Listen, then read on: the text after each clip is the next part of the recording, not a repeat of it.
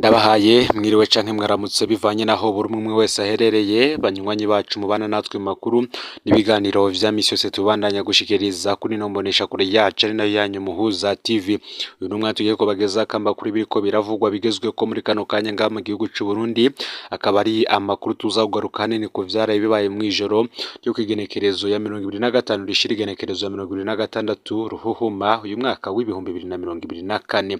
Ni amakuru tuza kugaruka ku vyaraye bibaye mu ntara ya Bubanza komine Gihanga Iburinga aho hari ivyatangajwe kuri ubu inzego z'iperereza, inzego z'igisirikare ndetse no mu gipolisi batanguye amatohoza ku vyaraye bibereye muri ako gace aho abantu bihaye inkumbi hakumvikana urwamo rw'amasase mw'ijoro, aho hakaba hari isaha 3:50 mu bice vya Buringa nyene. Abari aho bose bakavuga ko bariko bumva amasase menshi cane mw'ijoro, ndetse kuri ubu bamwe bakaba banabuze ababo tunabihanganisha. Kuri ubu rero amatohoza yatanguye, ni mu gihe hari amakuru yavuze ko yarahari yavuga ko ari abantu bari bashaka ari abasuma bari bashatse kwiba imwe mu modoka zariko zunguruza imwe mu bikoresho vya gipolisi ndetse harimwo n'ibipfungurwa vyabo. Gusa amatohoza arabandanya, inzego z'umutekano ntaco zari zashikiriza kuri iryo bara ryabaye riguriye muri ako gace. Ni mu gihe ariyo makuru yaraye hariko arahanwahanwa cane ku mbuga ngurukana bumenyi, havuga ko hari abantu benshi baraye bishwe muri komine Gihanga mu ntara ya Bubanza ngaho Iburinga. Havugwa kandi n'abakomeretse bamwe baraye bajanywe kwa muganga, ibitigiri vyabo bikaba bitari vyamenyekana. Ayo makuru turaza kuyagaruka ko mu buryo burambuye, gusa n'ubundi tubabwire ko hari umwe mu bitwa abasumyi b'urusaku yamaze gufatwa ndetse kuri ubu yinjijwe n'ibohero rikuru rya Gitega. Uyu akaba bivugwa ko ngakurikiranwa ku caha co gukorana n'ibinyamakuru bikorera mu buhungiro. Uyu akaba yacira urubanza na sentare y'intango ya Gitega yagirizwa guhama kuri radio Haguruka na Kingi Umurundi akunze gukoresha cyane urubuga rwa Twitter canke se X. Urubanza rwe rero rukaba rwaraciwe ikibiriraho aho rwabereye n'ubundi mwibohero rikuru rya Gitega. Uyu akaba yaragerijwe gutyoza inzego za leta. Turaza kumugaruka ko mu buryo burambuye ndetse tuze no kumva ico abandi bagona. Ivyatangajwe n'icaro c'umushikirizamanza wa Repubulika ndetse n'ibindi biriko biratangazwa kuri iki caha yagezwa cyo gukorana n'ibimenyesha makuru bikorera mu buhungiro, vyose ntuze gucikwa. Imbere ko tubabwira ivyaraye bibaye mu ntara ya Bubanza, fyonda subscribe canke sabone. Nkuko natanguye no makuru mbivuga, ni ikibazo cagurukije inzego zose z'umutekano mu gihugu, igipolisi, igisirikare ndetse n'urwego rw'iperereza, aho batanguye amatoza ku vyaraye bibaye mu ntara ya Bubanza. Abanyagihugu baraye bumva amasase menshi cane kuva isaha 3:50 mu bice vya Buringa, bavuga ko bari mu bwoba bwinshi. Hakaba kandi ari n'umaze kumenyekana yaraye aburiye abantu 4 biwe muri ico gitero cabaye ngaho mu ntara ya Bubanza. Ni mu gihe kuva nijoro isaha 3:50 abanyagihugu b'Iburinga batabaje ko bariko barumva amasase menshi cane. Ivyo nonekaye ntibiramenyekana, n'abakoze ico gitero ubwabo ntibari bamenyekana. Nta muhari kandi uracemanga nk'uko vyabaye mwaka uheze muri Kigarama ho Leta Tabara yakoze igitero ikacemanga.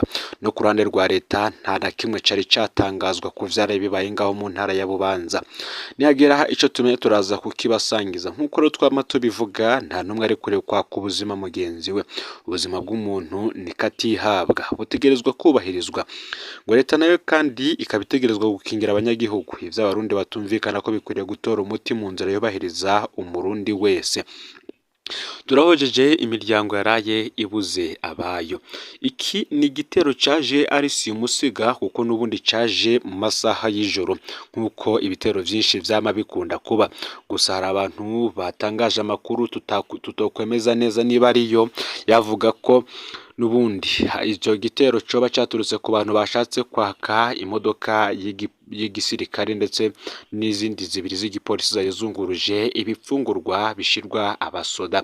Bamwe bakavuga kandi ko n'ubundi aba ari abantu bari bihaye inkumbi bashaka kwambura bene imodoka imiduga yabo, nabo bagasanga bafise inkoho, ariko ikibazo caje kuvyukamo hano ni ukwibaza niba umuntu wese afise imodoka imwunguruza canke yunguruza bimwe mu bidandazwa akoresha canke se imwunguruza mu kazi kiwe ka misi yose ye arekuriwe kugendana inkoho.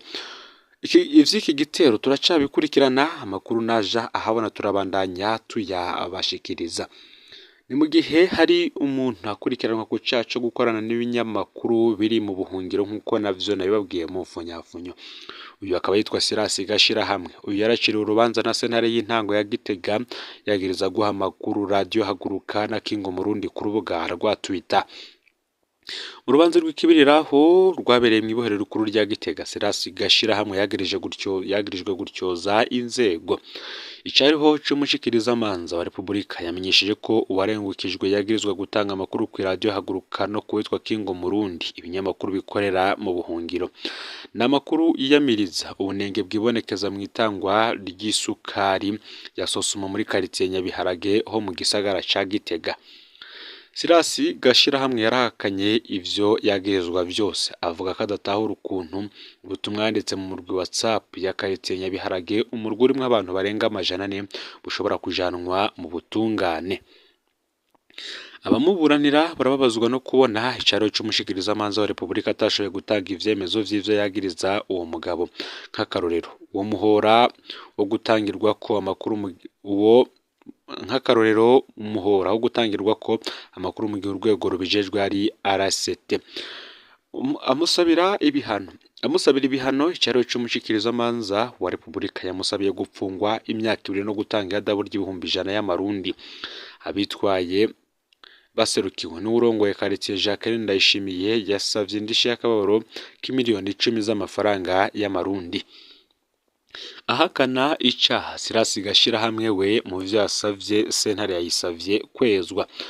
Umushingwamanza inyuma y'umwiherero yahanishijwe umunyororo w'umwaka n'amezi 3 no kuriha ihadabu ry'ibihumbi 50 vy'amafaranga y'amarundi n'indishi y'akababaro y'ibihumbi 300.